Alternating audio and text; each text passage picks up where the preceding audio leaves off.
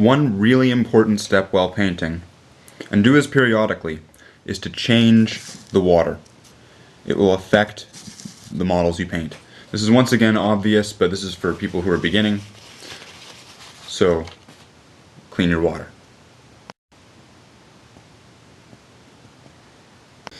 So now we start with this. Move these aside. And so I still have a little bit of black paint left. Now, I'm going to want to be using a little bit of that to put in the char effect for these. And I don't want it to go to waste, because it'll just dry up quickly. So I'm going to line the symbol with the black paint. Add a little bit of water.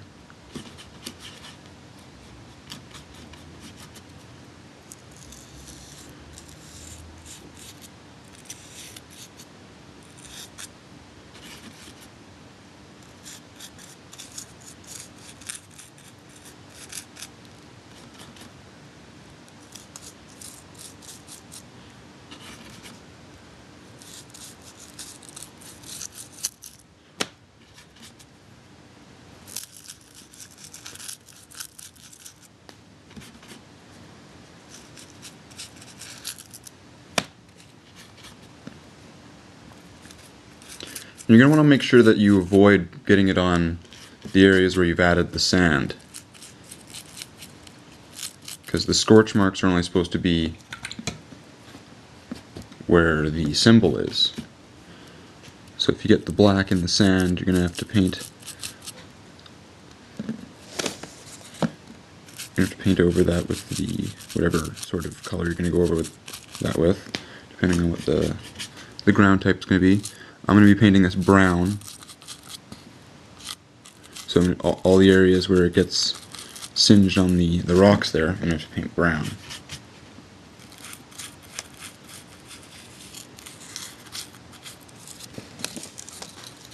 Okay.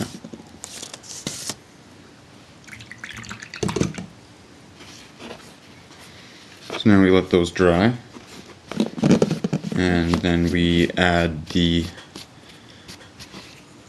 second coat's these.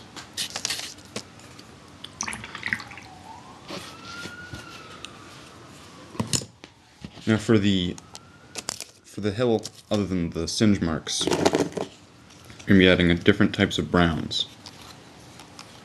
First I'm going to be adding a watered down version of Miracle acrylic tool paint.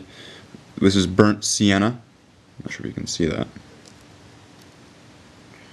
But I'm adding that. Wash down. And the reason that you have to wash it down a little bit is because it will help it sink into the rocks and sand that you used a little bit better.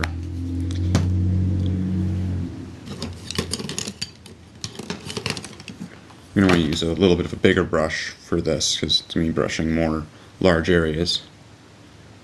So we add a little bit of water to our palette, which I just added the brown right over top of the black, because I'm going to be adding multiple shades of brown.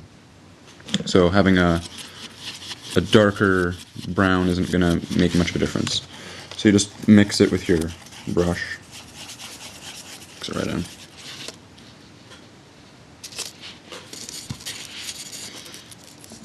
And just start applying it to the sand. You're going to be applying it to the whole model, really. You're going to be applying it to here as well. But I just wanted to go for the sand first.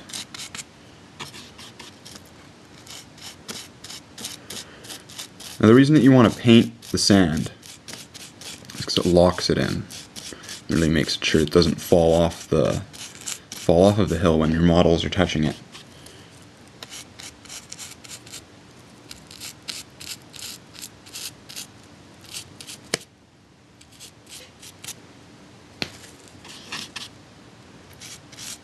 And if you're going to be adding flock, you want to make sure that you're painting the sand before you add flock. or else it's going to be very difficult to avoid painting the flock in the areas you've added it to. There's no point of adding flock and then painting it. Unless there is. Prove me wrong, please. I'd like to see something if you can do with painting flock. So try to get it everywhere you can. Doesn't have to be perfect because it's just a bottom coat. There's going to be more coats of paint, so you just want to get it over as much as you can.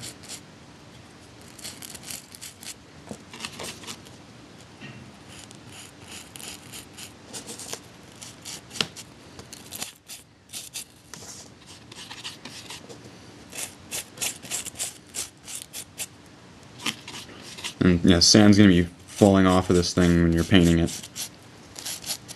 But that's fine, because there's going to be some loose sand and whatever. You know, if it wanted to fall off and it didn't want to stay to begin with, then it's not good enough for the model. Just let it go.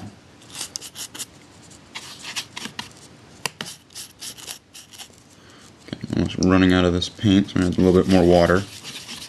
Try to stretch it out as much as I can.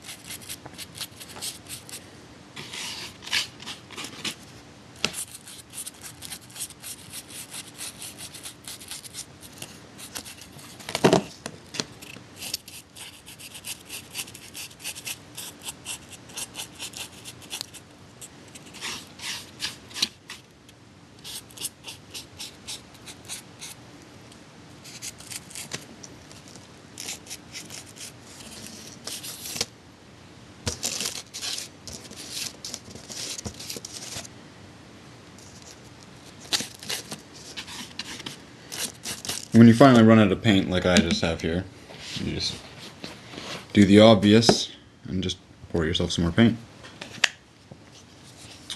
I'm not going to need much because I'm just doing the edges here, but still I'm going to add a little bit of water just to make sure that it lasts. That way I can also use the paint to go over the areas I've already done. Now this is going to be a little bit lighter than the one I did earlier because it's not going to have the black. So you can just put that over the areas you've already painted and it'll add it to the first highlight.